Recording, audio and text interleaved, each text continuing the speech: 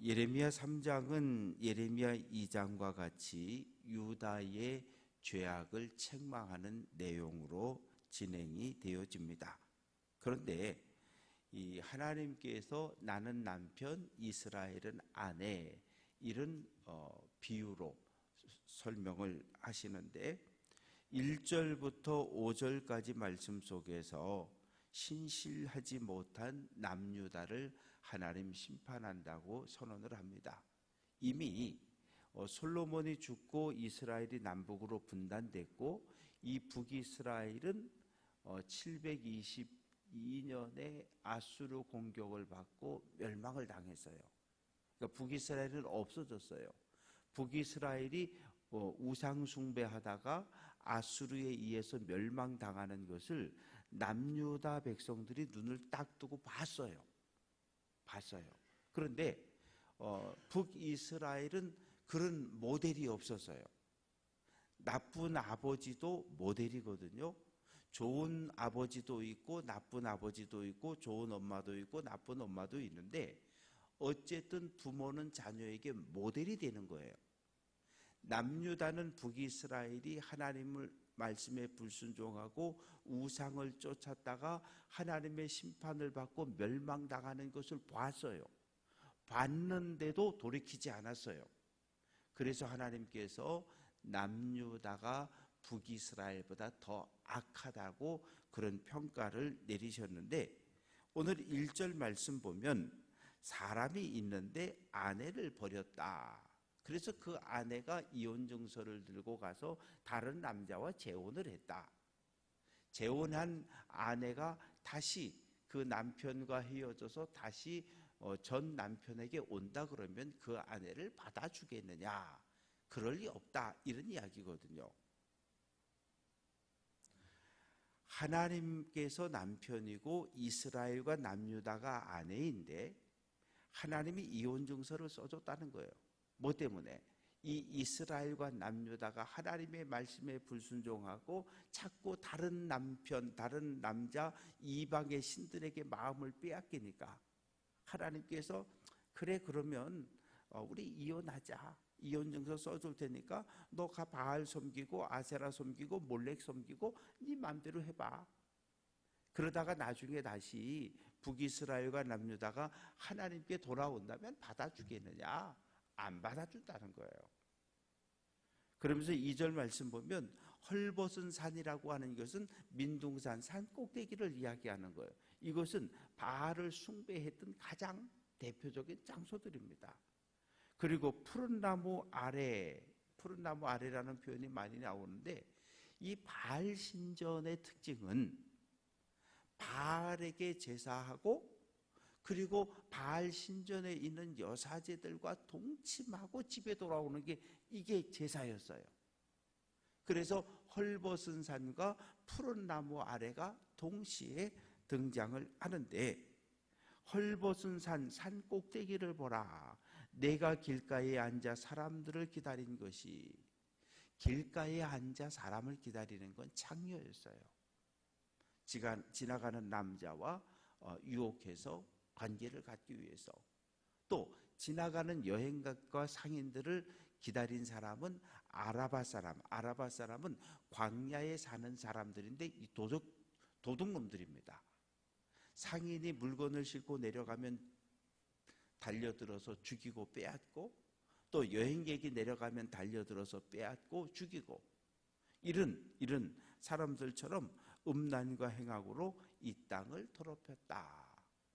이 가나안은 하나님께서 기대하셨던 것은 내가 거룩하니 너희도 거룩하라. 율법을 주셨어요. 뭐하라고? 가나안 땅에 들어가서 거룩한 나라를 세우고 거룩한 삶을 살아가라고. 그런데 거룩해야 할 가나안 땅에서 하나님을 버리고 이방 우상들을 섬겼기 때문에 가나안 땅이 더러워진 거예요. 자연이라고 하는 건 그냥 놔두면 절대로 더러워지지 않아요. 사람이 살기 시작하는 순간부터 자연은 망가지고 더러워집니다. 마찬가지로 거룩함을 잃어버린 사람이 가나안 땅에 자꾸 늘어나기 시작하니까 가나안 땅 전체가 더러워졌어요. 왜? 우상 숭배 때문에. 그래서 하나님께서 어떻게 했을까요? 3절, 단비가 그쳤고 늦은 비가 없어졌다. 자연재해가 벌어진 거예요. 기근이, 하나님께서 기근으로, 자연재해로 심판하신 거예요. 그러니까 어떤 일들이 벌어집니까? 하나님 앞에 나아가 부르짖는 거예요. 하나님, 어떻게 이럴 수 있느냐고. 하나님, 우리를 어떻게, 하나님의 백성인데 우리한테 이러실 수 있느냐고. 언제까지 하나님 우리에게 늦은 비와 이른 비를 내리지 않을 거냐고 하나님을 향해서 원망하고 탄식을 합니다. 그러나 문제는 입술은 하나님 앞에 나와서 도와주세요, 살려주세요 하지만 그 마음은 여전히 하나님을 떠나 있다는 거예요.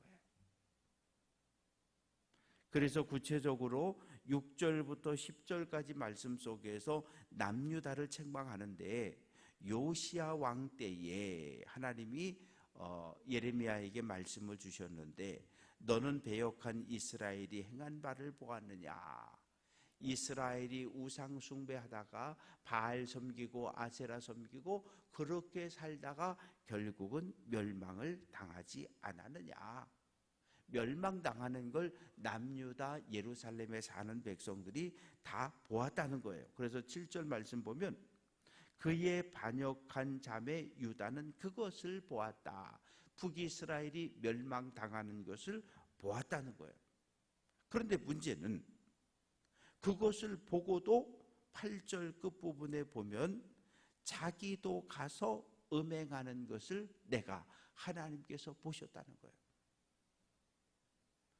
두 형제가 있어요. 장난을 쳤어요. 싸웠어요. 그러면 야단을 막 쳐요. 한 큰 놈을 먼저 야단을 쳐요. 그러면 작은 놈은 야단 치지 않아도 옆에서 알아서 벌벌벌벌 떨고 있는 거예요. 왜? 형이 혼나는 거 보니까 이제 나도 큰일 났거든요. 그러면 북이스라엘이 하나님의 매를 맞고 역사 속에 사라지는 것을 눈으로 보았으면 남유다가 정신을 차려야 되는데 그러지 못했다는 거예요. 똑같이 우상을 숭배하며 하나님을 버렸다는 거예요. 그래서 9절 말씀 보면 이 땅이 더럽혀졌다. 10절 말씀 보면 유다가 진심으로 내게 돌아오지 아니하고 거짓으로 했다. 북이스라엘이 멸망당하는 것을 보면서 하나님 우리 이제 하나님 말씀대로 살겠습니다. 순종하겠습니다. 우상 숭배하지 않겠습니다. 말은, 입술은 그렇게 했지만 실제로 그 발은 여전히 우상을 섬기고 신전을 쫓아갔다는 거예요. 그래서 11절 말씀 보면 하나님께서 내게 이르시되 배역한 이스라엘은 반역한 유다보다 자신이 더 의로움을 나타냈다. 유다는 북이스라엘의 멸망을 보면서도 회개하지 않았고, 북이스라엘은 모델이 없었던 거예요. 하나님의 말씀에 불순종하면 이렇게 된다, 이런 모델이 없었어요. 그냥 우상 숭배하다가 하나님의 매를 맞고 멸망을 당했습니다. 그래서 12절, 너는 가서 북을 향하여 이 말을 선포하라. 그런데 이미 북이스라엘은 멸망당했잖아요. 그러나 북이스라엘이 멸망당하고 아수르의 지배에 놓였을 때 그 유다와 가까웠던 땅들이 있어요. 에브라임과 그 주변의 몇몇 지파들은 남유다 요시야 왕이 다스리고 있었어요. 그래서 북이스라엘을 향해서도 하나님께서 돌아오라, 회개하고 돌아오면 내가 너희를 보호하고 내가 너희를 지켜주겠다고 말씀을 하십니다. 그러면서 13절, 너는 오직 내 죄를 자복하라. 자복하라는 말은 입술로 고백하라는 거예요. 예, 제가 바알을 숭배했습니다. 잘못했습니다. 다시는 바알 신전에 가지 않겠습니다. 입술로 내가 지은 모든 죄악을 고백하라고 말합니다. 그런데 14절 말씀 보면 배역한 자식들아 돌아오라, 나는 너희 남편이다. 하나님께서 이스라엘을 향해, 남유다를 향해 내가 너희 남편이라는 거예요. 돌아오라는 거예요. 그런데 북이스라엘과 남유다 전체가 구원받는 거 아니라는 거예요. 왜요? 14절 중간에 보면 내가 너희를 성읍에서 하나, 뭐 춘천시가 하나의 성읍이라면 춘천시에서 하나, 족속 중에서 한 민족 가운데서 둘, 요렇게만 구원하겠다는 거예요. 어디서 알 수 있어요? 출애굽 1세대를 통해서 우리는 알 수 있어요. 애굽을 탈출했고 홍해를 건넜고 광야를 걸었지만 약속의 땅 가나안에 들어간 사람은, 출애굽 1세대 가운데 약속의 땅에 들어간 사람은 여호수아와 갈렙 딱 둘밖에 없었어요. 많은 사람들이 예수를 믿게 교회에 옵니다. 그리고 세례를 받습니다. 그리고 믿음의 길을 걷습니다. 그러나 하나님의 나라까지 들어가는 사람은 많지 않다는 거예요. 세례받은 모든 사람이 하나님의 나라 들어간다? 아니라는 거예요. 교회 등록한 모든 사람이 하나님 나라 들어간다? 아니라는 거예요. 믿음의 길을 처음부터 끝까지 마지막까지 지켜낸 사람만이 하나님 나라에 들어가는데 그 숫자가 적음을 이야기를 합니다. 그래서 이제 하나님께서 말씀하시기를 16절 말씀 보면 너희가 이 땅에서 번성하여 많아질 때에, 북이스라엘도 망하고 남유다도 망합니다. 그러나 다시 번성할 때가 있다는 거예요. 언제? 70년 징역 생활이 끝나고 다시 예루살렘에 돌아왔을 때 너희 숫자가 많아질 것인데, 문제는 16절 중간에 보니까 여호와의 언약궤를 다시는 말하지 아니할 것이요. 예루살렘 성전 안 지성소에 있던 하나님의 언약궤가 없어졌어요. 아무도 몰라요. 성경 어디에도 기록이 없어요. 성전 안에서 가장 중요한 것이 지성소였고 지성소에서 가장 소중한 성물이 언약궤였는데 언약궤가 없어졌어요. 언제 없어졌는지, 불탔는지, 망가졌는지, 때려부셨는지 아무도 몰라요. 기록이 없어요. 그런데 이제 더 이상은 언약궤를 기억하지도 않고 생각하지도 않고 없어졌으니까 복제품을 다시 만들지도 않고. 왜?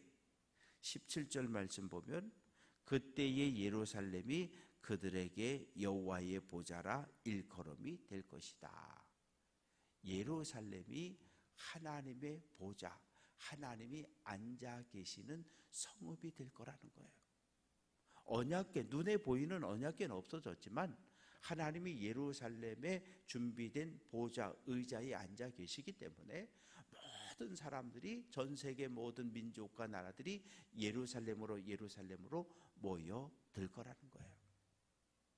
오늘 이 설교하는 강단이 하나님의 보좌라고 생각하면 새벽을 깨워 일어나 춘천 삼지사방에서 몰려오는 것처럼, 주일이 되면 삼지사방에서 예배당으로 몰려오는 것처럼 하나님께서 예루살렘의 좌정에 계심을 이야기합니다. 그런데 문제는 지금 19절부터 22절까지 말씀 속에 보면 하나님께서 계속해서 부르셔요. 19절 끝부분에 보면 너희가 나를 나의 아버지라 하고 나를 떠나지 않겠다. 우리도 기도할 때 하나님 아버지 그렇게 부르잖아요. 하늘 아버지, 나의 아버지, 우리 하나님. 근데 입술로는 하나님을 나의 아버지라고 부르면서 아버지 말 안 듣는 거예요. 그리고 하나님을 떠나서 바알, 아세라, 몰렉 이방의 여러 신들을 섬기는 거예요. 그래서 20절 말씀 보면 아내가 남편을 속이고 떠남같이 너희가 확실히 나를 속였다. 하나님을 속였다는 거예요. 어떻게? 입술로는 우리 하나님 사랑해요, 하나님을 찬양해요. 하지만 실제로 그 마음과 삶은 하나님에게서 멀리 있음을 이야기합니다. 그래서 하나님께서 심판하시고 때리셨어요. 그러니까 어떻게 합니까? 바알을 섬기던 그 헐벗은 산 꼭대기에서 가슴을 치며 통곡하고 회개하는 거예요. 그런데 하나님은 22절에서 배역한 자식들아 돌아오라. 돌아오면 내가 너희를 위로하고 내가 너희를 깨끗하게 회복시켜 주겠다고 약속을 하십니다. 그래서 이제 23절부터 25절까지는 이스라엘 백성들이 회개하는 기도문입니다. 우리가 하나님 말씀에 불순종하고 큰 산 작은 산에 찾아가 우상 숭배했다가 하나님 심판 당하고 이렇게 멸망하고 고통을 당했는데 우리를 용서해 달라는 거예요. 그런 간절한 기도가 23절에서 25절까지 말씀 속에 기록되어져 있는데 25절 말씀을 보면 우리 조상들이 청년의 때에 애굽을 탈출해서 이스라엘이라는 민족이 만들어진 그때부터 오늘까지 하나님 말씀에 불순종했다는 거예요. 하나님께 죄를 지었는데 죄의 내용이 구체적으로 말씀에 대한 불순종입니다. 말씀을 정리합니다. 오늘 한 날 우리가 믿음의 길을 걸어가고 이제 예레미야, 이사야, 예레미야, 에스겔, 아주 이스라엘에서 대단히 위대했던 선지자들의 이야기. 선지자들이 도대체 무슨 이야기를 했나? 이 예레미야 선지자가 했던 이 예언이 오늘 나의 신앙생활에 어떠한 찔림과 깨우침을 주고 있는지 시간 말씀을 통해서 은혜를 나누고 또 깨달은 말씀을 마음에 새기고 오늘 한 달 믿음의 길을 잘 달려갈 수 있는 귀한 성도들 될 수 있기를 주님의 이름으로 축원합니다.